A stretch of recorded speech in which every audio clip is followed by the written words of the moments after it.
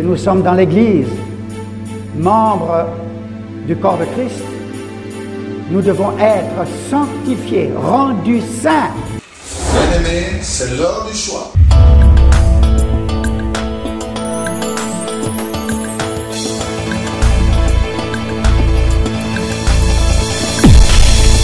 Au pied du Seigneur, je t'invite pour écouter la parole éternelle, car c'est l'heure du choix. C'est l'heure du choix. C'est l'heure du choix. C'est l'heure du choix.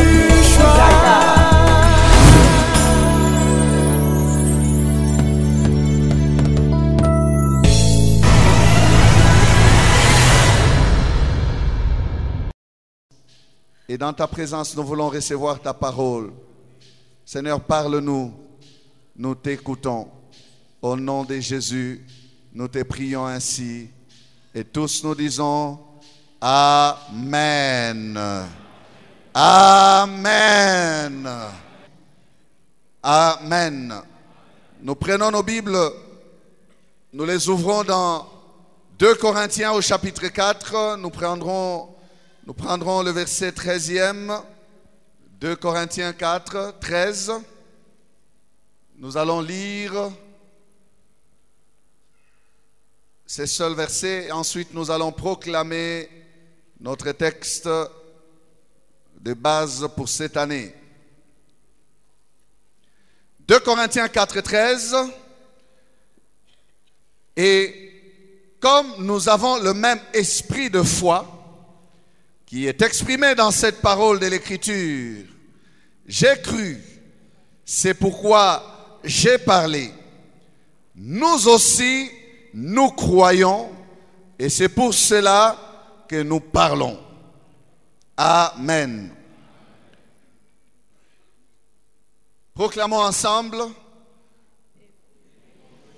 Vivra par la foi. Et mon juste vivra par la foi. Amen. Bon appétit. Bon appétit à vous qui nous suivez de partout où vous vous retrouvez. Que la grâce de Dieu soit aussi votre partage. Je vous propose pour sujet ce matin l'esprit de foi. Amen. L'esprit de foi. C'est l'apôtre Paul qui nous souffle cette pensée. Dans ce chapitre 4 de Corinthiens, au verset 13, il dit, et comme nous avons le même esprit de foi, le même esprit de foi, et comme nous avons le même esprit de foi qui est exprimé dans cette parole de l'Écriture, j'ai cru, c'est pourquoi j'ai parlé, nous aussi nous croyons, et c'est pour cela que nous parlons. Amen. L'apôtre était en train de défendre son ministère. Nous n'avons pas le temps de parler de ces choses. Des gens ont dit qu'il n'était pas apôtre. Ils ont dit beaucoup de choses sur sa vie. Quand il écrit, il essaye de recadrer la pensée de ces Corinthiens. Il dit, si pour les autres, je ne suis pas apôtre, pas quand même vous. Vous êtes le fruit de mon apostolat. Jésus-Christ qui vous a été prêché, c'est par qui vous a été prêché? C'est par moi. Je suis venu jusqu'à vous. L'évangile est venu jusqu'à vous. Il défend son ministère. Alors là, il prononce cette parole qui est intéressante. Et nous ne prenons que cela, l'esprit de foi. Il dit qu'il a l'esprit de foi. S'il peut parler, c'est parce qu'il croit. Il ne parle pas pour parler. Il parle parce qu'il croit. Il dit, nous aussi, nous croyons, c'est pour cela que nous parlons. Amen. Alors, foi et esprit. Esprit et foi. Les deux marchent ensemble. Il y a une grande interdépendance entre les deux. Foi, esprit. Esprit et foi. Et certainement l'action de l'un conduit à l'autre. et l'action de l'autre amène à l'un. Foi, esprit, esprit et foi. Les deux marchent ensemble. Écoute, dans 2 Corinthiens 5, 7, il est dit, car nous marchons par la foi et non par la vue. Dans Galates 5, 16, il est dit, je dis donc, marchez selon l'esprit et vous n'accomplirez pas les désirs de la chair. Donc un homme qui marche par la foi est nécessairement un homme qui marche par l'esprit. Un homme qui veut marcher par la foi doit nécessairement marcher aussi par l'esprit. Un homme qui veut marcher par l'esprit doit nécessairement aussi marcher par la foi. L'esprit de foi. L'esprit de foi. Il faut que tu aies cet esprit ce matin, frère. Si tu as essayé de mettre une ligne entre ta foi et ton esprit, non. Je te dis, réconcilie-les ce matin. Un homme de foi doit être aussi un homme oint. Et j'échange pour dire encore la même chose, mais de cette manière, un homme oint doit être aussi un homme de foi. Un homme qui a l'esprit de Dieu est certainement un homme qui a la foi en Dieu. Un homme qui a la foi en Dieu, c'est certainement un homme qui a l'esprit de Dieu. Alléluia. Non, il ne peut en être autrement. L'onction a besoin de la foi pour accomplir son but. L'onction a besoin de la foi pour accomplir son but. Beaucoup de personnes qui ne font rien, ce n'est pas qu'ils n'ont pas l'onction. Ils n'osent pas parce qu'ils ne mettent pas leur foi en pratique. Vous ne pouvez pas dire que vous n'avez pas l'onction tant que vous n'avez pas vu les buts pour lesquels cette onction est sur vous se réaliser. Parce qu'on n'est pas oint pour rien. On n'est pas oint pour dormir. Je suis oint. Je suis oint. J'ai l'onction. Non. On est oint que pour. Luc 4, 18 à 19. L'Esprit du Seigneur est sur moi parce qu'il m'a oint pour annoncer une bonne nouvelle aux pauvres. Il m'a envoyé pour guérir ceux qui ont le cœur brisé, pour proclamer aux captifs la délivrance et aux aveugles le recouvrement de la vue, pour renvoyer libres les opprimés, pour publier une année de grâce du Seigneur. Amen. C'est le Seigneur qui définit ainsi son onction. Il dit, le Saint-Esprit est sur moi pour faire ces choses. Il en établit la liste. Il est conscient des choses qu'il va faire. Pour les faire, il ne va plus attendre. Il est venu dans ce monde, il a fait. Et quand Pierre témoigne de lui, il dit, vous savez comment Dieu a oint de Saint-Esprit et de force Jésus-Christ de Nazareth, qui allait de lieu en lieu et faisant du bien. Et faisant. Pourquoi? Oint. Faisant pourquoi? Parce qu'il était oint. Vous savez comment Dieu a oint de Saint-Esprit et de force Jésus-Christ de Nazareth. Il a été oint, il a fait. Amen. Parce qu'il a été oint, il a fait. Il était oint pour. Il le savait quel était le but de son onction. Je te recommande aussi, frère, ce matin, que tu saches le but de ton onction. Quand Jésus-Christ parle aux disciples, donc à nous, ses disciples, il dit dans Acte 1:8, il dit, mais vous recevrez une puissance, le Saint-Esprit survenant sur vous, et vous serez mes témoins à Jérusalem, dans toute la Judée, dans la Samarie et jusqu'aux extrémités de la terre. Voilà, il définit le but pour lequel l'onction du Saint-Esprit sera sur eux. Vous recevrez et vous serez mes témoins. Amen. Donc je répète encore cette vérité. L'onction a besoin de la foi pour se manifester. Et la foi a besoin de l'onction pour se matérialiser.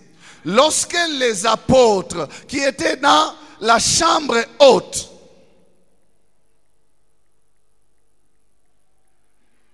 ont su que l'onction était sur eux, ils n'ont plus attendu. Avant, ils attendaient. Ils priaient. Ils invoquaient le Seigneur. Il soupirait après sa visitation. Mais lorsque le Saint-Esprit est descendu, frères et sœurs, à l'instant même où l'onction était là, Pierre se présenta devant la foule et apporta l'un des messages les plus loin de l'histoire de l'Église. 3000 âmes furent sauvées. Et depuis ce jour, ces hommes étaient instoppables. Ils étaient inarrêtables. On ne pouvait pas leur empêcher. Pourquoi? Ça bouillonnait en eux. L'onction était sur eux. Ils n'ont pas attendu. Même quand on les empêchait, ils disaient non. Il est déjà avec nous. Nous devons faire. Le maître nous a dit de témoigner. Nous devons témoigner. Dès qu'il est descendu sur eux, ils sont passés à l'acte. Ce qui nous a donné les actes des apôtres. Dès que le Saint-Esprit est venu, ils sont passés à l'acte. Et aujourd'hui, nous avons les actes des apôtres. Pourquoi? L'esprit de foi les avait saisis. L'esprit de foi, ils faisaient simplement ce qui leur avait été recommandé. Nous ne pouvons pas nous taire. Nous ne pouvons pas ne pas parler des choses que nous avons vues et entendues. On a dit, ils ont bouleversé Jérusalem de leur enseignement. Ils ont rempli Jérusalem de leur enseignement. Et leur témoignage est arrivé jusque chez nous. Les actes des apôtres continuent. Nous sommes les résultats des actes des apôtres. Nous sommes là parce que des hommes, oints par Dieu, ont agi. Se sont levés. Amen. Est-ce que tu me suis?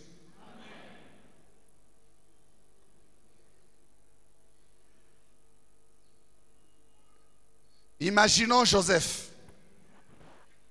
Rien qu'avec ses rêves, ses promesses, ses songes.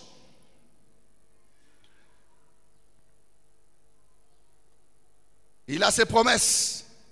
Il sait qu'un jour ses frères vont venir se prosterner devant lui. Mais imaginons-les sans donner l'explication à Pharaon. Imaginons Joseph qui n'est pas en mesure de donner à Pharaon le sens de ses songes. J'ai dit imaginons. Nous aboutissons à quelle conclusion? Pas d'élévation pour Joseph en Égypte. Il reste en prison. Tu ne m'as pas encore compris, mais tu vas me comprendre. Dans la vie de Joseph, il y avait la foi, mais dans la vie de Joseph, il y avait aussi l'esprit. Et les deux ont soutenu Joseph. C'est l'esprit de foi qui a introduit Joseph dans sa destinée. L'esprit de foi. Dans la vie de cet homme, Joseph, il y a eu la foi et il y a eu l'esprit. Comment est-ce que la foi de Joseph s'exprimait-elle? Joseph croyait en son Dieu. Il est resté attaché à Dieu. Tout en ayant les promesses, tout en ayant ses songes en lui, il exprimait sa foi par sa crainte de son Dieu. Il s'est gardé. Il s'est gardé. Il ne voulait pas perturber sa communion avec Dieu. Ça, c'est le côté foi de Joseph. Même quand il est arrivé dans la maison de Potiphar, Joseph savait dans son cœur que ce n'était pas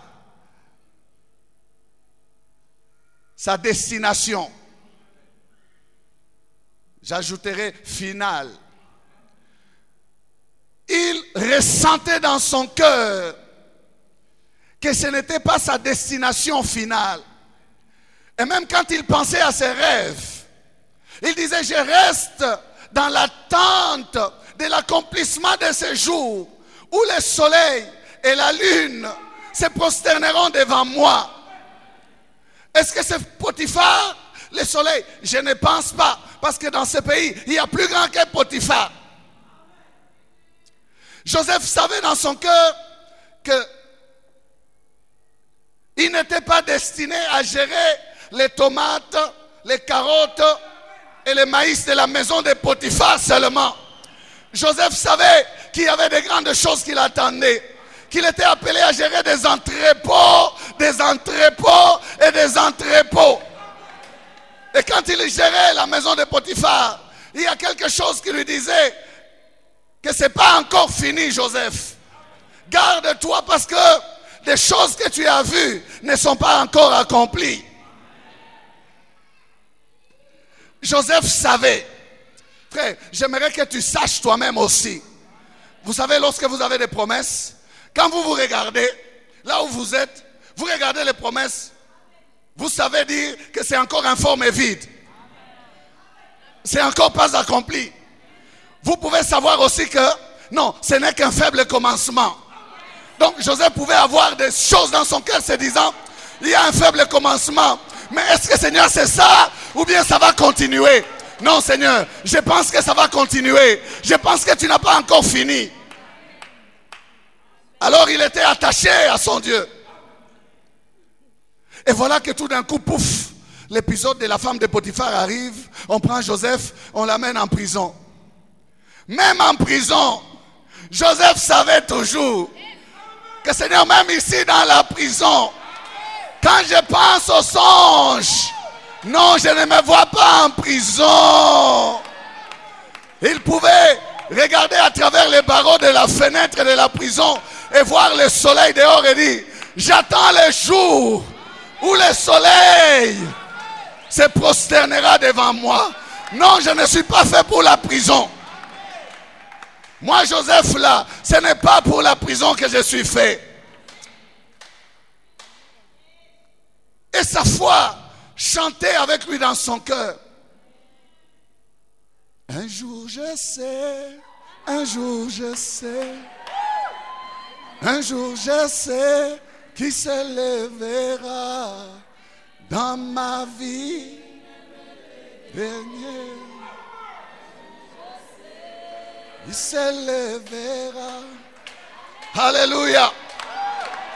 Il le savait. Joseph le savait.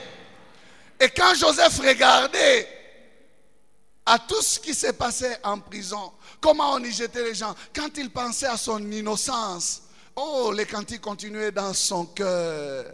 À côté les makokota likambonanga. À côté les makokata likambonanga.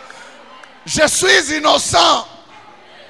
Il va se lever pour me faire justice. Amen. Ça c'est le côté foi de Joseph. Maintenant le côté esprit. Joseph dans sa foi a gardé sa sensibilité spirituelle. Connecté à l'Esprit de Dieu, il pouvait continuer à prier. Connecté à l'Esprit de Dieu, il pouvait continuer à aider les autres. Voilà la chose que nous ne faisons pas lorsque ça ne marche pas pour nous. Nous disons, ah laisse-moi, pour moi-même ça ne marche pas, comment je vais t'aider toi? Joseph n'a pas fait ça. Joseph n'a pas fait ça. Le côté spirituel de Joseph, c'est qu'il était disponible pour les autres. Il dit les chansons qui lui dit, alors qu'il était tout triste, il a regardé. Écoutez, c'est Joseph qui est allé vers les chansons. Hein. Il les a vus tout tristes le matin. Il dit, mais qu'est-ce que se passe? Pourquoi avez-vous un visage triste comme ça? Ils ont dit, oh, nous avons fait des songes cette nuit, alors nous sommes tristes. Écoutez, Joseph, il dit, oh, c'est à Dieu qu'appartient l'explication des songes. C'est à Dieu qu'appartient l'explication des songes. Dites-moi ces songes-là. Quel esprit? L'esprit de foi. Si vous me dites, nous aurons certainement une solution. Il a expliqué les songes aux autres. Et vous le savez, les chansons ont été libérées à cause de l'interprétation. Joseph a vu qu'il sortira 3 jours après. Et il est sorti. Même les songes de la mort de l'autre panetier là, ça s'est accompli. Il a été tué. Mais je voudrais dire ceci. Que c'est en aidant les autres que Joseph était en train de préparer les chemins de sa destinée. C'est en servant les autres qu'il était en train, en fait, de se servir lui-même. Hein? Vous voulez qu'on vous serve, mais vous ne servez pas les autres. Non, c'est en servant les autres que vous créez des opportunités pour qu'on vous serve. Il servait les autres. Il ne se préoccupait pas de son sort. Il ne se disait pas que ça ne marche pas pour moi. Est-ce que les rêves, vraiment, on ne peut pas faire confiance aux rêves. Moi, j'avais rêvé un jour que la lune, le soleil, les étoiles se jetaient à terre devant moi. Mais je n'ai jamais vu ces choses. Dis, arrêtez-moi avec les histoires des rêves. Non, non. Il est resté sensible à l'esprit. Sensible à l'esprit. En interprétant les songes des autres, il donnait à Dieu la possibilité de réaliser ses songes à lui.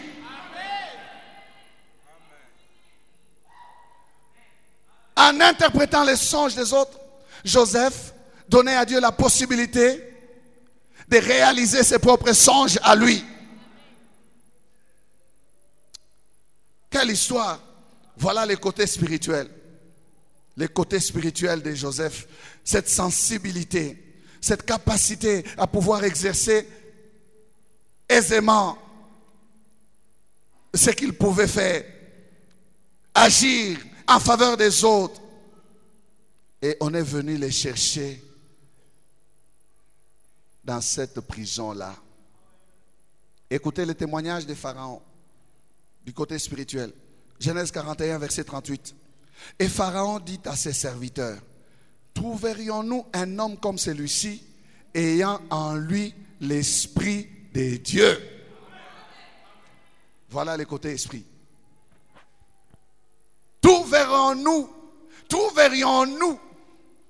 un homme comme celui-ci, ayant en lui l'esprit de Dieu? Ayant en lui quoi? L'esprit de Dieu. Quel témoignage de la part d'un roi païen. Ayant en lui l'esprit de Dieu. Mon frère, si tu as l'esprit de Dieu en toi et que tu crois, quelque chose va se faire. Tu as la foi et tu as l'onction, tu seras complet et tu feras des choses. Ah, Jésus cherche ceux qui croient pour leur donner son onction. Jean 7, 37 à 39, écoutez, les derniers jours, les grands jours de la fête, Jésus, se tenant debout, s'écria, si quelqu'un a soif, qu'il vienne à moi et qu'il boive. 38, important, c'est lui qui croit en moi, des fleuves d'eau vive couleront de son sein, comme dit l'Écriture. Il dit cela de l'Esprit que devaient recevoir ceux qui croiraient en lui. Car l'Esprit n'était pas encore, parce que Jésus n'avait pas encore été glorifié. Tout cela est mis au futur. Ceux qui croiraient, mais aujourd'hui c'est au présent. Nous avons cru. Nous avons cru. Nous pouvons nous approcher et prendre de l'Esprit. Amen. Et recevoir cet Esprit. Il parle à ceux qui ont soif. Si quelqu'un a soif, il parlait de ceux qui croiraient. Donc la soif, c'est la foi. Amen. Ça nous pousse à désirer les choses de Dieu. Ça nous pousse à saisir les choses de Dieu, à rechercher les choses de Dieu. Jésus propose l'onction à ceux qui croiraient. Il dit, ceux qui croiraient. Frère, lorsque la foi croise l'esprit, ça rend la personne dangereuse. Elle devient capable de faire des choses comme Dieu veut qu'elle les fasse. Foi et esprit ensemble, on devient un danger pour le diable. Foi et esprit ensemble, ça nous permet d'exploser pour faire des choses à la manière de Dieu. Alléluia. Ça, c'est le but de l'onction. Dieu ne veut pas des gens qui tâtonnent. Dieu les rend capables. L'onction, c'est la capacité à faire une tâche qui vous est confiée par Dieu. Donc, vous serez rendus capables à faire la chose comme Dieu s'attend à ce que vous la fassiez. Vous n'allez pas la faire autrement. Vous la ferez pour plaire à votre maître. Vous la ferez pour plaire à celui qui vous donne la mission. Vous la ferez pour satisfaire son cœur. En principe, ça appartient à Dieu. Amen. Puisque l'apôtre dit, nous ne pouvons pas nous vanter que nous pouvons concevoir quelque chose par nous-mêmes. Non, notre capacité vient de Dieu. Amen. Ça vient de qui? De Dieu. Ça vient de Dieu. Notre capacité vient de Dieu. Alors l'apôtre nous parle de l'esprit de foi. Il dit, et comme nous avons le même esprit de foi, et comme nous avons le même esprit de foi, qu'est-ce qu'il y a ici? Il y a une sorte d'identification. L'apôtre s'identifie à tous les héros de la foi. Il s'identifie à la race de ceux qui ont la foi. Il dit, et comme nous avons le même esprit de foi. Ça, c'est premièrement. L'identification à tous ceux qui ont la foi. Ils ont la même foi. Ils n'ont pas eu une autre foi. Leur foi n'avait pas une plus longue manche que la foi, que ta foi, que la foi que toi tu as. Non. C'est la foi de la même nature que celle que tu as. Si tu as l'esprit de foi, tu as le même esprit de foi que celui d'Abraham. Il dit, comme nous avons le même esprit de foi. Alors, deuxièmement, qu'est-ce qui va se passer donc?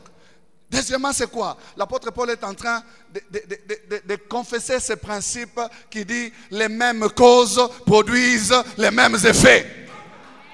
Si nous avons le même esprit de foi, qu'est-ce que nous allons faire? Mais nous allons faire comme eux. Si nous avons le même esprit de foi, qu'est-ce que nous allons vivre? Nous allons vivre la même vie que la leur.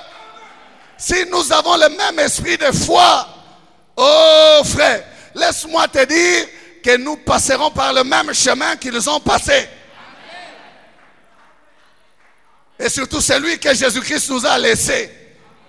Il nous a laissé des traces afin que nous y marchions. Lui, le chef et le consommateur de notre foi. Nous passerons par là. Ta foi à toi ne doit pas t'amener ailleurs. Non. Si tu as le même esprit de foi, tu dois vivre la vie de l'esprit de notre Dieu. Si tu as le même esprit de foi, tu dois recevoir les choses de Dieu telles qu'il les a parlées, il les a déclarées dans sa parole. As-tu le même esprit de foi? L'apôtre le confesse. Puisque nous aussi, et comme nous aussi, et comme nous aussi, et comme nous aussi. Ah, Paul, merci. Parce que tu n'as pas dit et comme moi aussi, mais tu as dit et comme nous aussi. Il y a ma place. Il y a aussi ma place dans les nous là. Il y a ma place. J'ai dit à quelqu'un qui a aussi ta place. Et comme nous avons le même esprit. Dieu n'est pas égoïste. Dieu n'a pas d'enfant préféré. Oh, Dieu cherche que la foi. Si tu crois, si tu as le même esprit, les mêmes causes vont produire les mêmes résultats. Il ne va pas dire Nanyo, Muluba wana alingi nini wana? Muchoko wana zoluka nini hao? Mupende wana sa nini hao? Ule kanyoka ule. Dieu ne fait exception des personnes. Il ne fait exception des personnes. Dieu ne fait exception des personnes. Ce qu'il cherche, c'est des hommes et des femmes qui lui font confiance, qui ont foi en lui. Si tu as le même esprit de foi, mon frère, si tu as le même esprit de foi, oh, le même esprit de foi, aide-moi à le dire à ton voisin. La voix me trahit un tout petit peu. Aide-moi à le lui dire. Dis-lui, si tu as le même esprit de foi, même résultat, même miracle, même exploit, même vie, même triomphe, même gloire, même destination, en route vers le ciel. Parce que le même esprit de foi, le même esprit de foi. Oh, j'ai prié encore maintenant que cet esprit de foi te saisisse.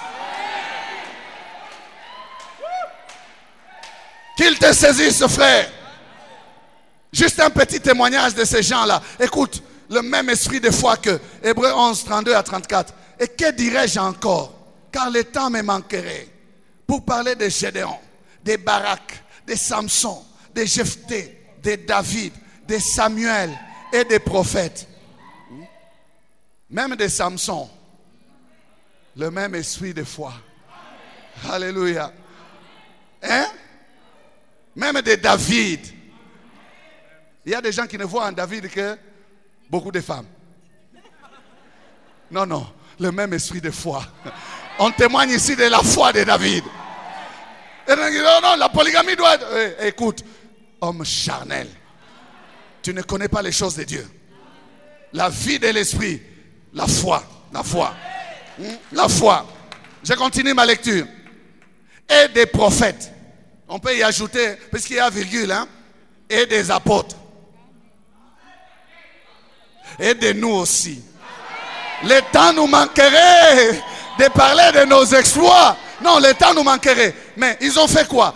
Qui par la foi vainquirent des royaumes, exercèrent la justice, obtinrent des promesses, fermèrent la gueule des lions, en commençant par les lions rugissants, éteignirent la puissance du feu, échappèrent aux tranchants de l'épée, guérirent de leurs maladies, furent vaillants à la guerre, mirent en fuite des armées étrangères. Oh, ce matin, le même esprit de foi agit en nous. Il faut que tu écrives les actes. Il faut que tu écrives tes propres actes, frère. Parce que tu as le même esprit de foi. Il faut que tu écrives ton histoire avec Dieu. Avec ta foi, tu vas écrire. Tu vas écrire, frère. Tu vas écrire, ma soeur. Que personne ne t'intimide. D'ailleurs, il ne réussira pas. Il ne réussira pas. L'onction sur toi bouillonnera tellement qu'il n'arrivera pas à te stopper. Ça bouillonnera tellement qu'il n'arrivera pas à te stopper. Il dira lui-même, mais ce type ici, il est instoppable. Alléluia. Tu sais que la foi est têtue. La foi est têtue. La foi ne trouve pas du repos tant qu'elle n'a pas accompli les choses qu'elle veut accomplir. Alléluia. Alors la foi va pousser. L'onction va donner la force. Et alléluia. Nous aussi, nous avons le même esprit de foi. Ces hommes ne pouvaient pas faire ces choses sans l'esprit de Dieu. Non. Lisez très bien la Bible. Vous verrez que chacun de ces hommes-là, non, l'esprit de Dieu les saisissait. Ils avaient la foi. On témoigne de leur foi. Mais sur terrain pratique, qu'est-ce qui les faisait agir? L'onction. L'esprit de Dieu. L'esprit de Dieu. Sur chacune de ces personnes, l'esprit de Dieu descendait pour qu'ils fassent ces exploits-là. Amen. Ce matin, c'est le même esprit qui est sur nous. Et l'apôtre dit, j'ai cru, c'est pourquoi je parle. Nous aussi, nous croyons, c'est pourquoi nous parlons. Ah, j'ai dit encore merci à Paul, parce que moi aussi ce matin, je suis en train de parler. Parce que je crois, je suis en train de parler. Non, je ne peux pas parler sans croire. Je ne peux pas parler pour parler. Non, frère, je ne peux pas parler pour parler. J'ai vu la main de Dieu se manifester. Le même esprit de foi. Moi aussi, je l'exprime. Moi aussi, je le confesse. Alléluia. Dieu a loué un homme du nom de Caleb. Dieu ne l'a pas loué tout simplement pas à cause de sa foi, mais Dieu a loué Caleb à cause de son esprit. Écoutez, Nombre 14, verset 24. Et parce que mon serviteur Caleb a été animé d'un autre esprit, soulignez ça très bien, et que mon serviteur Caleb a été animé d'un autre esprit, et qu'il a pleinement suivi ma voie, je le ferai entrer dans le pays où il est allé, et ses descendants le posséderont. Amen. Qu'est-ce que Caleb a fait? Je crois que vous lisez la parole de Dieu. Si vous ne le savez pas, il n'a pas suivi la voie des 10 espions. Lui et Josué se sont mis de côté et ils ont dit que comme Dieu a dit que le pays est à nous, il va nous le donner. Lèvons-nous, emparons-nous du pays. Les fils d'Anak que vous voyez là, ne regardez pas à leur taille. Ils seront notre pâture. Tokolia bango atamoko akotika la terre. Il était animé d'un autre esprit. La foi et l'esprit ne se mélangent pas avec ceux qui sont incrédules. Non, Caleb et Josué se sont mis à part. Les autres pleuraient, les autres avaient peur, les autres voulaient retourner. Mais eux, ils ont dit, nous allons avancer. Parce qu'ils croyaient, ils avaient la foi. Mais c'était quoi qui les soutenait? L'esprit de foi. Il était animé d'un autre esprit. Ce n'est pas un esprit démoniaque, attention, non, pas un autre esprit, un mauvais esprit, non, mais l'esprit de Dieu. Il voulait honorer Dieu. Il sentait en lui des choses qui bouillonnaient, qui disaient, moi je suis prêt à en découdre avec ces fils d'Anak là. Vous vous dites que vous étiez comme des sauterelles à leurs yeux. C'est vous, moi je ne suis pas une sauterelle. Moi je vais aller les battre, moi je vais avancer. Alléluia, moi je vais avancer. Et vous savez que 40 années sont passées. Un jour, Caleb s'est levé. Il a pensé à toute cette affaire. Il est allé réclamer son héritage à Josué. Il a dit, souviens-toi que quand j'étais jeune là, il avait fait une promesse. Cette promesse est encore sur moi. Frère, quand Dieu te fait la promesse, elle est encore sur toi. Tu ne dois pas abandonner. Il te faut assez de foi pour hériter ta promesse. Assez de fois pour prendre ta promesse. Amen. Le problème, ce n'est pas Dieu, c'est toi. La promesse est avec toi, elle est sur toi. Lorsque Dieu a parlé à Marie, on va bientôt terminer pour prier. Lorsque Dieu a parlé à Marie, il fallait que Marie lui autorise. Marie a dit qu'il me soit fait selon la parole de mon Seigneur. Elle a dit quoi? Car je suis la servante du Seigneur. Qu'il me soit fait selon ta parole. Qu'est-ce qui se passe en fait? Dieu lui parle que le Saint-Esprit va la couvrir de son ombre. Bon, imaginons. J'aime bien vivre les histoires de la Bible. Imaginez. Que Marie puisse dire, moi je refuse. Cette histoire est suspecte. Je ne connais pas d'homme et je vais avoir un enfant. Mais tout le monde va se moquer de moi. Et puis mon fiancé va me refuser. Il va m'abandonner parce que j'ai un fiancé qui s'appelle Joseph. Comment tu veux que je sois enceinte de quelqu'un que je ne connais même pas? Imaginez. À ce moment-là, l'ombre du Saint-Esprit ne s'approcherait pas de Marie. Comprenez-moi très bien, suivez-moi très bien. L'ombre du Saint-Esprit ne s'approcherait pas de Marie pour la couvrir. Dieu, en venant lui parler, avait besoin de son accord. Dieu avait besoin d'elle. Il avait fait une prophétie bien avant, plus de 800 ans avant, que la jeune fille vierge enfantera. Mais Dieu était à la recherche de cette personne rare-là. Et il a trouvé Marie. Ce n'était pas parce qu'elle était spéciale, mais elle avait trouvé grâce. Alors, elle comprenant ces choses, elle a dit, je ne suis qu'une servante. Tu es le maître. Si tu veux faire ces choses-là avec moi, fais-les En fait, la foi, c'est quoi? Ici, la foi, c'est l'autorisation que nous donnons à Dieu pour que sa promesse commence à se réaliser dans notre vie. Lorsque je dis, Seigneur, je crois, j'ouvre la porte pour l'accomplissement maintenant. Le Seigneur se sent autorisé. Il dit maintenant au Saint-Esprit, vas-y. Puisque c'est par toi que je vais passer, vas-y, couvre-la. Et le Saint-Esprit vient se coucher sur la promesse. Et c'est là qu'il va commencer maintenant à travailler. Oh frère, ta promesse a besoin de l'onction du Saint-Esprit. Ouvre ton cœur. Accepte ce que Dieu t'a dit. Et le Saint-Esprit viendra. Et il va commencer à matérialiser ces choses. Vous savez que le Saint-Esprit, c'est l'agent d'exécution pratique des choses de Dieu. L'agent d'exécution. Il va chercher les matériaux, il va chercher les matériels, il va chercher des choses appropriées. S'il faut les prendre dans les usines, il va les prendre dans les usines. S'il faut les prendre chez les gens, il va les prendre chez les gens. S'il faut les prendre où, lui-même sait. Et il va commencer à réunir ces choses. Pendant que l'ombre la couvrait, et il y avait une onction sur elle. Quand elle va vers Élisabeth, au contact de Marie, ressent qu'il y a un travail qui est en train de se faire sur Marie. Parce qu'Élisabeth est aussi spirituelle. Elle est aussi branchée. Elle ressent ces choses. Elle dit, oh, béni sois-tu toi. Tu as quelque chose sur toi. Frère, laisse le Saint-Esprit venir sur toi. Laisse le Saint-Esprit venir sur toi. Laisse l'Esprit de Dieu venir sur toi. Nous nous levons, nous allons prier. Invoque l'Esprit de Dieu venir sur toi.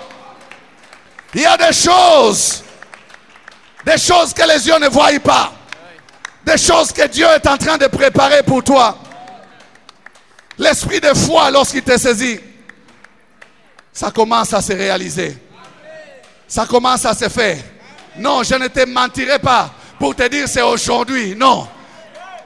Dieu est souverain. Il prendra le temps qu'il prendra. Mais ce temps-là ne sera pas un retard. Ça sera un temps de travail. L'Esprit restera sur toi toujours en train de travailler. Il restera toujours sur toi en train de travailler. Tant que tu marcheras fidèle dans la fidélité avec Dieu, le travail de Dieu ne s'arrêtera pas. Tant que tu resteras fidèle, le travail de Dieu ne s'arrêtera pas. C'est pourquoi nous parlons. Que quelqu'un parle. Oh, que quelqu'un parle. Que quelqu'un parle. Que quelqu'un parle. Que quelqu'un parle. Seigneur, visite ta fille. Visite-la. Jésus, visite-la. Jésus, visite-la. Alléluia. Que l'ombre du Saint-Esprit la couvre. Au nom de Jésus. Allons. Nous croyons, nous croyons.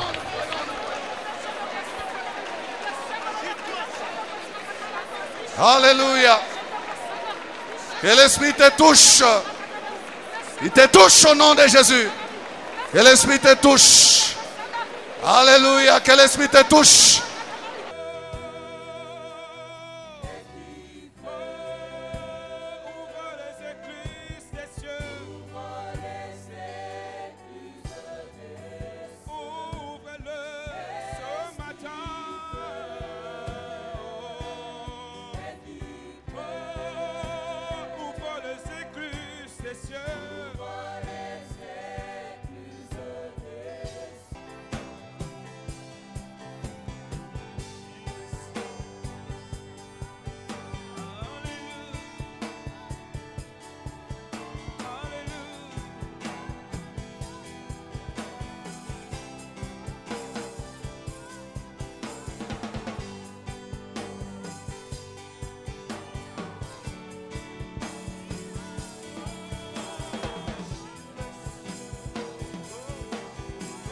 Bien-aimés, merci d'avoir suivi ce message.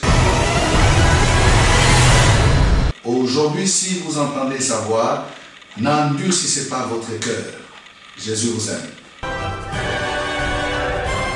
Nos prédications sont en continu sur notre site web qui est www.labornelouchi.net. Vous pouvez aussi nous écrire aux adresses électroniques suivantes: lepasteur@labornelouchi.net, guillamani@gmail.com. Pour toutes vos requêtes, écrivez-nous à l'adresse électronique suivante: requêtes@labornelouchi.net. Et si vous désirez nous contacter, appelez-nous au numéro suivant: 099 99 56 891.